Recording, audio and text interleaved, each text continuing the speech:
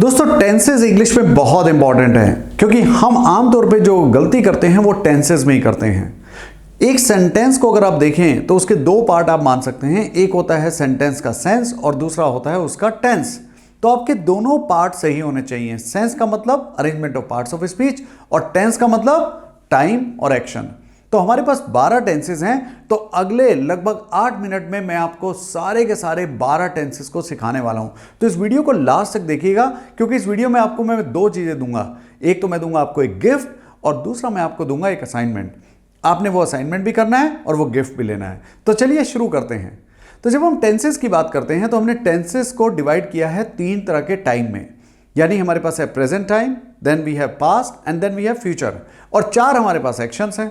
तो एक एक्शन होता है हमारा फैक्ट और हैबिट वाला, और दूसरा एक्शन होता है हमारा कॉन्टिन्यूअस, तीसरा एक्शन होता है जो कंप्लीटेड एक्शन है, और चौथा एक्शन कॉन्टिन्यूअस तो है लेकिन उसके साथ टाइम भी दिया है। तो इसी के हिसाब से हमने 3 × 4 यानी 12 टेंसेस हमारे पास हैं। तो हम सभी 12 टेंसेस को यूज कर सकते हैं प्रैक्टिकली और उनको प्रैक्टिस कर सकते हैं सिर्फ एक सेंटेंस से। है ना कमाल की बात। तो मैं आपको वो सेंटेंस दूंगा और आपने मुझे आंसर देने हैं उसके। तो मैं आपको प्रैक्टिस करके सिखाऊंगा भी और आप मेरे साथ साथ उनके आंसर दीजिएगा। और जब आप आंसर दें तो अच्छा होगा कि आप उसको कमेंट सेक्शन में लिखिएगा भी। और फिर मैं आपको एक शीट दूंगा लास्ट में, तो आपने करना क्या है, उस शीट से दोबारा प्रैक्टिस करनी है। ओके, तो हम यहां पर एक ही सेंटेंस से प्रैक्टिस करेंगे, लेकिन मैं जो आपको शीट दूंगा वो लगभग 50 क्वेश्चंस की होगी। आप सबके साथ प्रैक्टिस कीजिएगा और आपके टेंसेस बिल्कुल पक्के। तो शुरू करते हैं। तो मैं क्या करूंगा, एक सेंटेंस है उसको मैं पूछूंगा एक टेंस में और आपने आंसर देना है बिल्कुल वैसे। अब उसके हेल्पिंग वर्ब और जो मेन वर्ब लगेंगे आप उनको अपने आप देखिएगा कौन से लगे हैं और वैसे ही लगाइएगा। सो मैं एक एक करके बोलता हूं और आपने मेरे साथ बोलना है, प्रैक्टिस करना है या आंसर देना है। तो मेरा सेंटेंस है, डू यू प्ले क्रिकेट। ये प्रेजेंट इंडेफिनिट है और हम इसमें सारे टेंसेस को चेंज करेंगे एक सेंटेंस से। Do you play cricket. Yes I play cricket. No I do not play cricket. इसका मतलब आपको इंट्रोगेटिव, अफर्मेटिव और नेगेटिव तीनों सेंटेंस बोलने हैं सभी टेंसेस में। तो अगर हमारे पास 12 टेंसेस हैं और एक क्वेश्चन है और एक क्वेश्चन में हमने 3 सेंटेंसेस बोले, तो टोटल सेंटेंसेस कितने हो गए, 3 × 12 यानी 36। तो आपने 36 सेंटेंस बोलने हैं मेरे साथ। तो शुरू करते हैं एक बार फिर। Do you play cricket. Yes I play cricket. No I do not play cricket. Are you playing cricket right now? Yes, I am playing cricket right now. No, I am not playing cricket right now. ये था हमारा present continuous। अब चलते हैं present perfect में। Have you ever played cricket?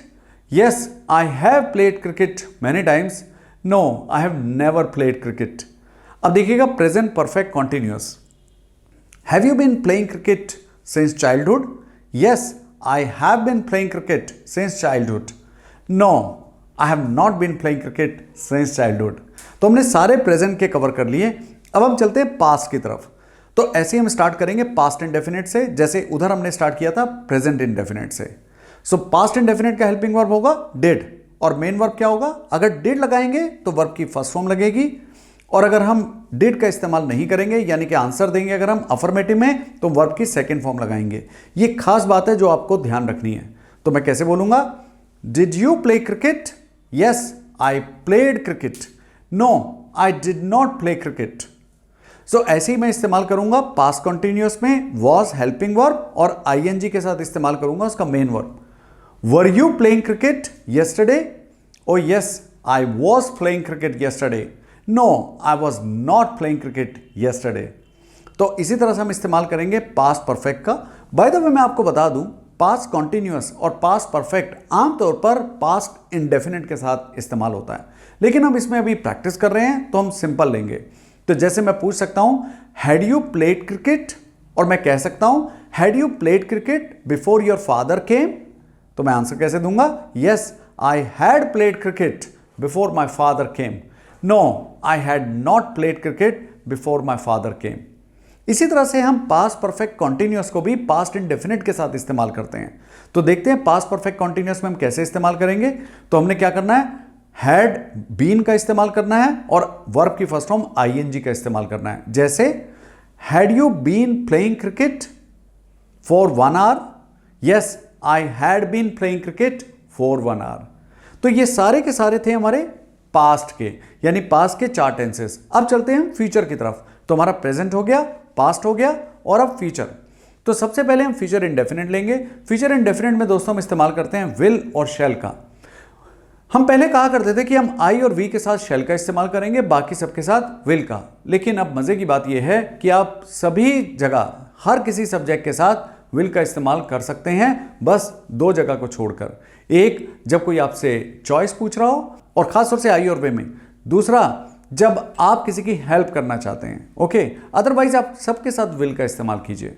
For example, मैं पूछ सकता हूं will you play cricket tomorrow? Yes, I will play cricket tomorrow. No, I will not play cricket tomorrow.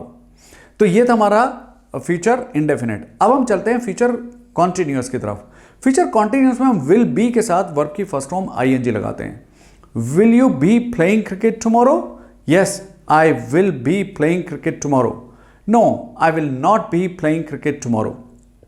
अब हमारे पास आता है अगला, जिसमें हम इस्तेमाल करेंगे फ्यूचर परफेक्ट, यानी विल लगाएंगे, हैव लगाएंगे और वर्ब की थर्ड फॉर्म लगाएंगे। Will you have played cricket? Yes, I will have played cricket. No, I will have not played cricket. और ऐसे हम इस्तेमाल करते हैं future perfect continuous. By the way, इस टेंस का इस्तेमाल ना के बराबर होता है, तो अगर आप इसको छोड़ भी देंगे तो चलेगा। तो जैसे आप कह सकते हैं will you have been playing cricket for 1 hour? Yes, I will have been playing cricket for 1 hour. तो अगर आप देखें दोस्तों कि मैंने आपको 12 टेंसेस एक ही सेंटेंस से बोलकर दिखाएं, तो टेंसेस को याद रखिए हमेशा। उनको उनके स्ट्रक्चर से तो समझिए, लेकिन उनको बार बार बोलिए। तो मैं क्या करने वाला हूं, आपको एक शीट देने वाला हूं। You will get 1 sheet from me, जिसमें 50 सेंटेंसेस हैं, यानी 50 क्वेश्चंस हैं। हमने उनके आंसर जान के नहीं दिए हैं, जिससे कि आप उनको प्रैक्टिस कर सकें। तो आपने ध्यान क्या रखना है? आपने ध्यान रखना है बस हेल्पिंग वर्ब का और मेन वर्ब का। बाय द वे, आपको बता दूं कि सभी टेंसेस में हेल्पिंग वर्ब और मेन वर्ब लगता है, बस 2 टेंसेस को छोड़कर। जब हम इंडेफिनिट का इस्तेमाल करते हैं, खासतौर से प्रेजेंट इंडेफिनिट और पास्ट इंडेफिनिट का, तो वहां पर जब हम आंसर देते हैं यानी अफर्मेटिव में, तो हम हेल्पिंग वर्ब का इस्तेमाल नहीं करते। बाकी सब जगह पर आप हेल्पिंग वर्ब का इस्तेमाल करेंगे।